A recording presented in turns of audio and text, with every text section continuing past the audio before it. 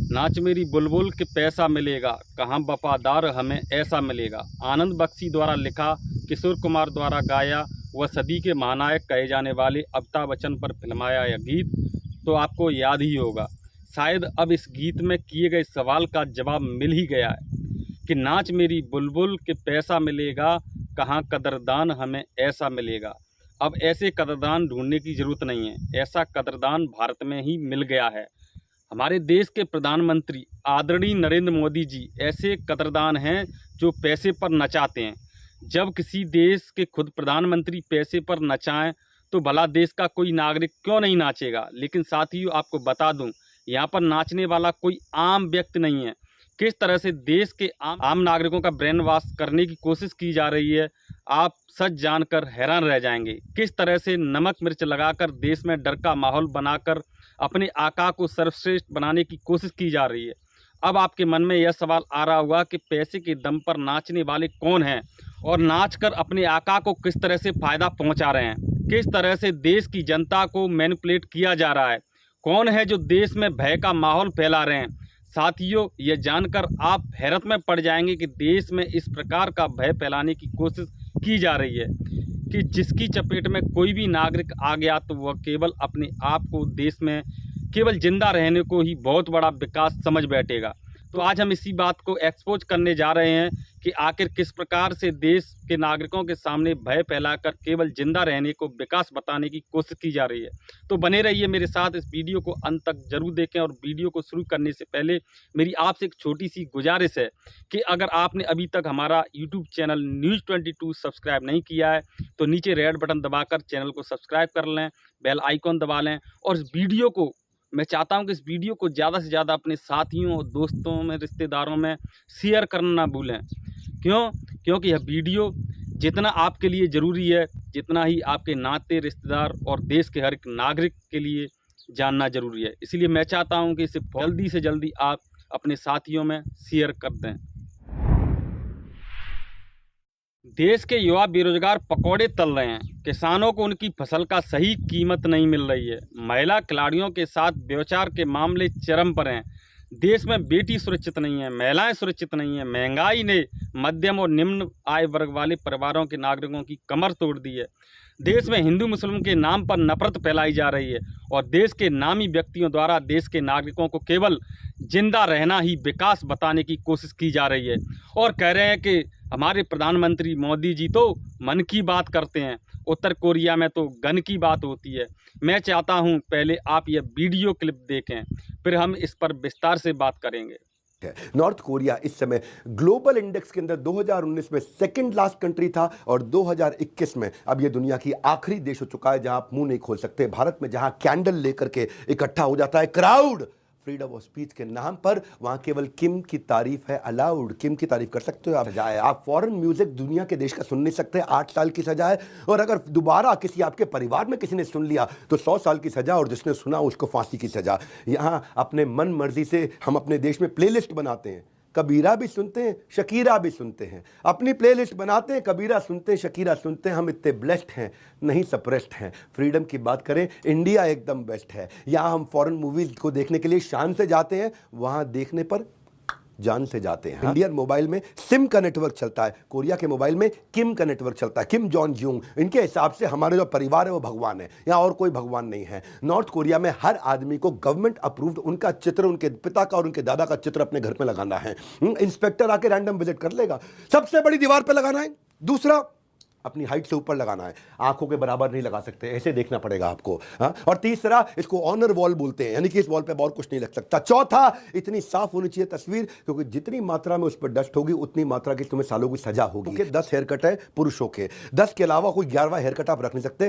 क्योंकि आपको Kim Jong Jung बताएगा कि आपका हेयर कट क्या होना चाहिए। और एक बार एक कोरियन लड़का, वो किम जोंग यूंग को अपना भगवान मानता था, बोला आप मेरे भगवान हो, उसके जैसा हेयर कट रख लिया। वो बेचारे को पहले क्या किया, पूरे के पूरे 1 लाख लोगों के बीच में लाए, उसको पहले गंजा किया और उसके बाद फांसी चढ़ा दी उसको। मैं ये यहाँ पे आप स्पाइक बाल तो रख ही नहीं सकते। 2014 में एक माइनर लड़के ने स्पाइक बाल रखे थे, उसको 100 गोलियां एक साथ मारी गई थी। सिर पर ये बोझ भी भारी लेकर के चल रहे हैं। अरे भैया, हेयर कट भी सरकारी लेकर के चल रहे हैं, लिमिटेड चॉइस है। वहां पे आप नाम भी नहीं रख सकते किसी चीज का, अपने बच्चों का नाम नहीं रख सकते आप खुद।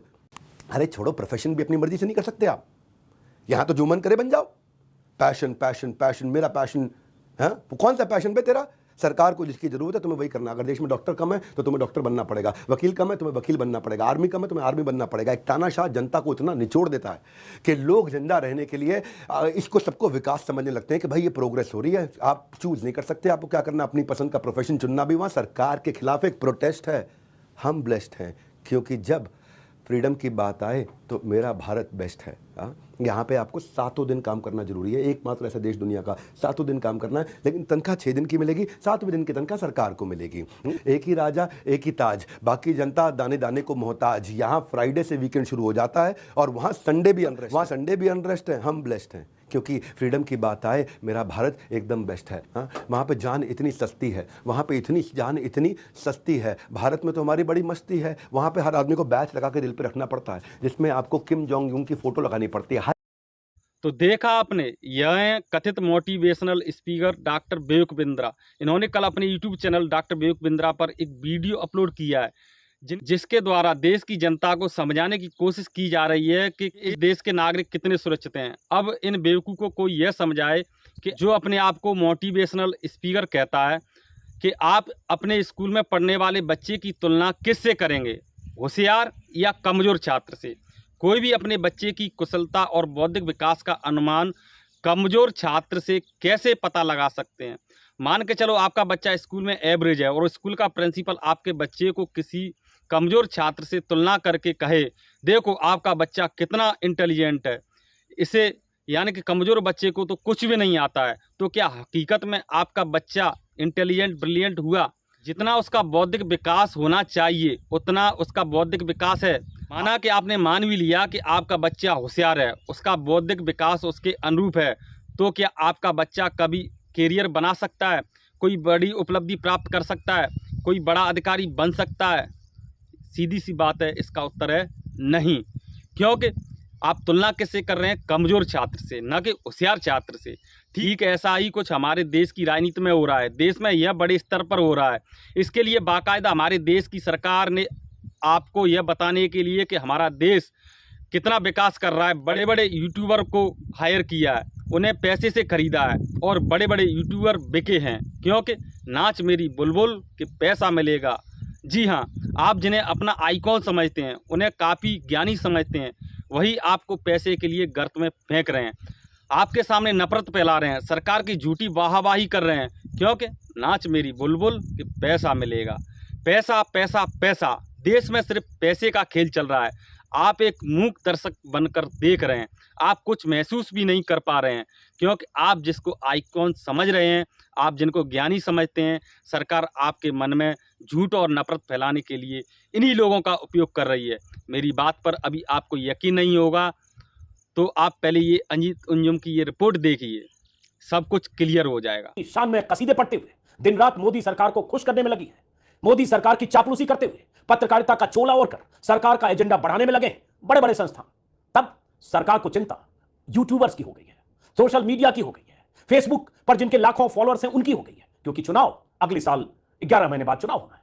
तो सरकार को लग रहा है कि चैनल तो सेट है, बड़े बड़े अखबार तो सेट है, नामचीन चेहरे तो सेट है, दिन रात चापलूसी करते ही है। लेकिन डिजिटल स्पेस वो स्पेस है जहां लाखों ऐसे यूट्यूब के दर्शक हैं, करोड़ों बल्कि दर्शक हैं फेसबुक और यूट्यूब के, जिन दर्शकों तक सरकार की वाहवाही के अलावा बहुत सारे लोग, बहुत सी आजाद आवाजें सरकार की नाकामियां, खामियां या आलोचना भी उन तक पहुंचा रहे हैं। तो सरकार पहले तो बीते 1-2 सालों से लगातार खबरें आ रही है कि नकेल कसने की कोशिश कर रही है, तरह तरह के रेगुलेशन पर मंथन हो रहा है कि कैसे यूट्यूब चैनल्स को रेगुलेट किया जाए, नकेल कसी जाए, कंट्रोल किया जाए। लेकिन इस बीच एक दिलचस्प खबर आई है, आज ही कुछ देर पहले खबर आई। खबर क्या आई और इसका क्या मकसद है, क्या मंशा है, इस तरह की खबर आई, इसके पीछे क्या वजह है, इसको जरा समझने की कोशिश कीजिए।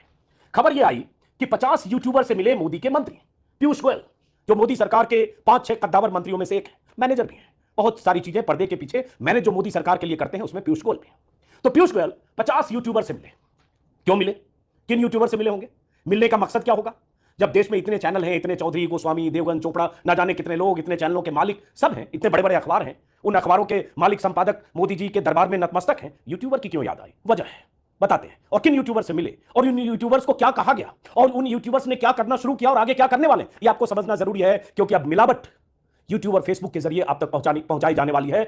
आप अगर यूट्यूब और फेसबुक के सक्रिय यूजर हैं, दर्शक हैं, तो आप सचेत भी आपको इनसे मिले, विवेक बिंद्रा मोटिवेशनल स्पीकर है, 20 मिलियन 20.8 मिलियन इनके सब्सक्राइबर हैं। ये भी बड़ी बात है। लगभग 21 मिलियन सब्सक्राइबर बहुत बड़ी बात होती है, बहुत बड़े हैं। लेकिन मोटिवेशनल स्पीकर हैं, आर्थिक मामलों पर बात करते हैं, मोटिवेशन पर बात करते हैं, जगह जगह लेक्चर देते हैं, लेकिन गैर राजनीतिक, नॉन न्यूज। गौर करते जाइएगा जिनसे मिले। तो देखा आपने सरकार किस तरह से पूरे देश में नफरत फैलाने, डर का माहौल बनाने और झूठे विकास का डंका पीटने का खेल खेल रही है। अब सवाल यह आता है कि आखिर कोई इनकी चुंगल में फंस क्यों जाता है। तो साथ ही मैं आपको बता दूं, ये शॉर्ट देखिए, वीडियो क्लिप देखिए, इससे पता चल जाएगा कि डॉक्टर विवेक बिंद्रा कितना सही कहे हैं अपने वीडियो में। साथियों, आपको बता दूं, सरकार इस प्रकार से महीन तरीके से काम करती है कि आप सरकार और पैसे पर नाचने वाले तमाम यूट्यूबर के षड्यंत्र को आसानी से नहीं समझ पाते हैं। जो यूट्यूबर और सरकार बहुत लंबा सोच करके षड्यंत्र करती है, यह तमाम बड़े बड़े यूट्यूबर या यूट्यूब न्यूज़ चैनल वाले लोग बड़ी चालाकी से शुरुआत में 50-100 वीडियो बैलेंस डालते हैं, बैलेंस कंटेंट डालते हैं, बैलेंस बात करते हैं, आम नागरिकों की बात करते हैं, गरीबी की बात करते हैं, आपकी परेशानियों को दिखाते हैं और ऐन वक्त पर यानी कि चुनाव के वक्त यह अपना असली रूप दिखाते हैं। आपको लगता है कि यह व्यक्ति बहुत ही नेक है, आम नागरिकों के दुख दर्द को बताने वाला है, इससे बड़ा तो कोई हो ही नहीं सकता। लेकिन यह इनकी दुकानदारी है, जैसे कि डॉक्टर विवेक बिंद्रा की है। जब तक इनकी दुकानदारी में ईमानदारी का सौदा नहीं होगा, तब तक यह आपको बेईमानी, झूठ, फरेब, डर, खौफ, षड्यंत्र का सौदा कैसे चेपेंगे। इसलिए आपको इनके षड्यंत्र को समझने की ज़रूरत है।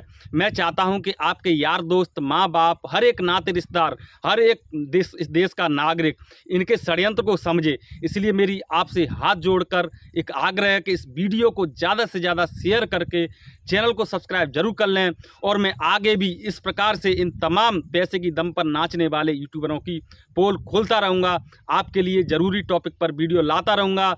तो अभी के लिए इस वीडियो में सिर्फ इतना ही। आप देखते रहिए न्यूज़ 22। आगे अन्य वीडियो में फिर आपसे मुलाकात होगी। तब तक के लिए नमस्कार। जय भीम, जय भारत।